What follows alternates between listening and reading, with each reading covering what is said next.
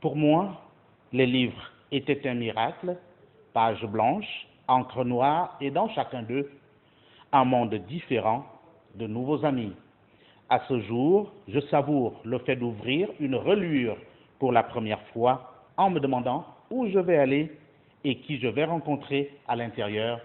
C'est une citation de Jennifer Wenner, qui est également écrivain. Et c'est ainsi d'ailleurs que nous ouvrons ce deuxième numéro de votre émission Le Coin du Livre, qui nous donne à tous d'ailleurs la possibilité de découvrir un ouvrage à travers d'abord la présentation de son auteur et bien sûr une petite lecture qui nous donnera un enseignement, l'enseignement contenu évidemment dans le livre qui nous sert pour aujourd'hui par exemple, et le livre que nous avons emmené dans ce coin, c'est bien le recueil de poèmes intitulé La vie est un bouquet de fleurs.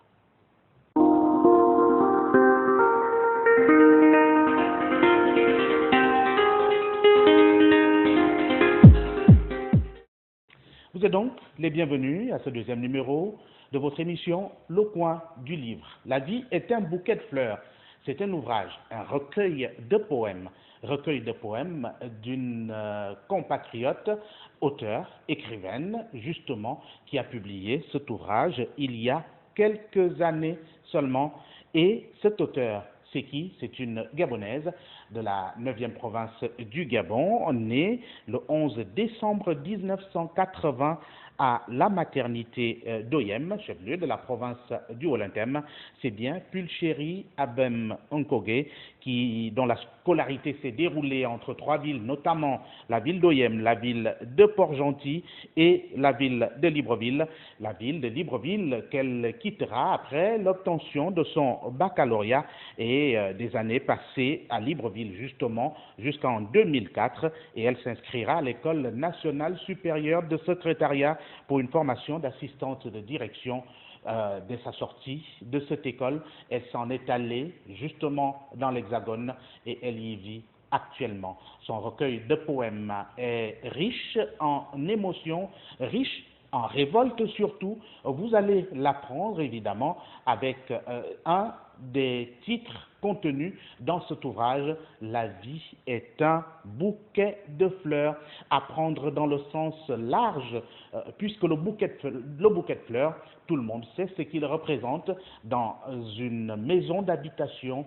C'est l'élément pour lequel tout le monde s'attarde, c'est l'élément sur lequel tout le monde accorde du temps, des soins également. Et c'est ainsi que ce recueil de poèmes intitulé La vie est un bouquet de fleurs parle de pas mal de sujets, des sujets qui concernent évidemment la vie au quotidien. Mais surtout l'auteur met en exergue la vie et la place de la femme dans la société. Vous allez le comprendre, nous allons prendre un des poèmes contenus dans cet ouvrage. Il s'agit de l'évidence. L'évidence, de quoi s'agit-il? Je m'en vais vous lire le poème. Maintes réflexions faites, je réalise malheureusement en tant que femme qu'il ne peut y avoir d'égalité parfaite entre les deux sexes. C'est assez lourd à avaler, je l'avoue, à l'ère où nous proclamons l'égalité des sexes. Certaines voudront sûrement me condamner en me demandant peut-être de m'expliquer. Je ne le ferai pas, cela est bien inutile, car il n'y a rien de plus convaincant à vous dire que ce que nous vivons et que par orgueil refusons de voir. Faire comme un homme est bien revalorisant pour nous les femmes. C'est très beau de voir une femme en pantalon-veste dans un bureau. Qu'y a-t-il de plus encourageant que de voir une femme au terrain de foot? Et souvent, on est sous le charme d'une femme au caractère masculin. Mais on peut souvent s'entendre s'exclamer négativement.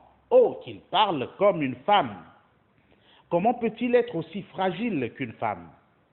Voir un homme en robe nous donnerait forcément des préjugés. Alors, ne demandons pas à ce que l'homme prenne place dans nos foyers. Sachez-le, je suis moi aussi pour notre émancipation. J'aime moi aussi prendre la parole au milieu des hommes et je ne suis surtout pas du genre à me laisser marcher sur les pieds. Mais ne confondons pas les choses. Diriger les hommes au bureau ne nous donne pas le droit de diriger notre homme à la maison. Respectons notre différence et reconnaissons notre place au sein du foyer et plus largement, dirons-nous, au sein d'une société. Soyons ces êtres pleins de compréhension, d'amour, de douceur, d'amitié et de complicité. Et apprécions combien nous pouvons être maîtres au milieu de ces différents maîtres.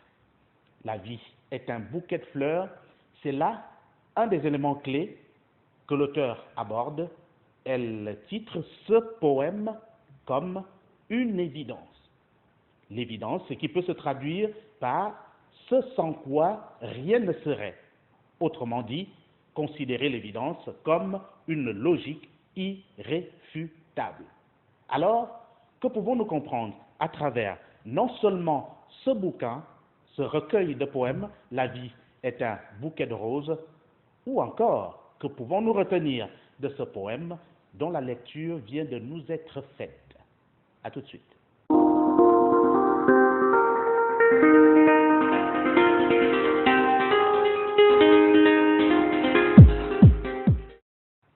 Retenir quelque chose reste essentiel, justement, dans le coin du livre. Retenir ce que pensent les auteurs, retenir surtout la moralité contenue dans les différents ouvrages qui passeront sous nos mains, ici, sur ce plateau de votre émission Le coin du livre.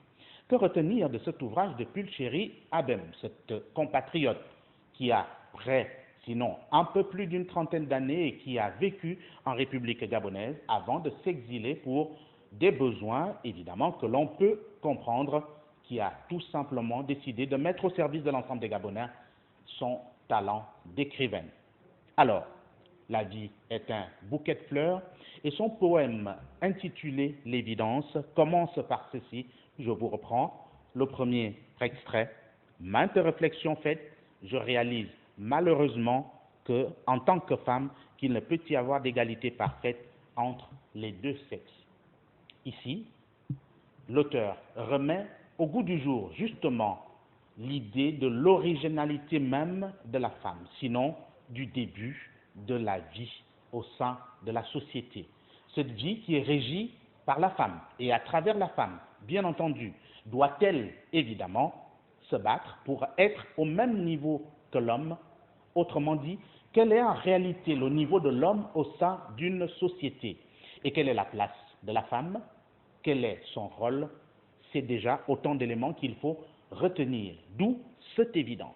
L'évidence qui, pour Pulchéry Abem Nkogo, est que l'homme et la femme ne pourront jamais être sur le même pied d'égalité.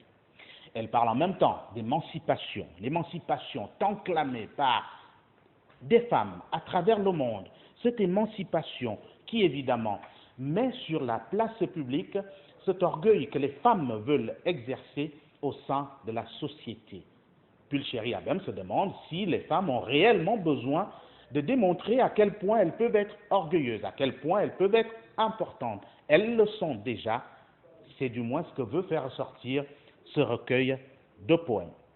C'est une forme de révolte, de révolte de l'auteur contre ces femmes qui réclament l'émancipation, car selon elle, le rôle de la femme est suffisamment important qu'il leur faut prendre la mesure. Il faut aux femmes prendre la mesure de l'importance qui est la leur au sein de la société.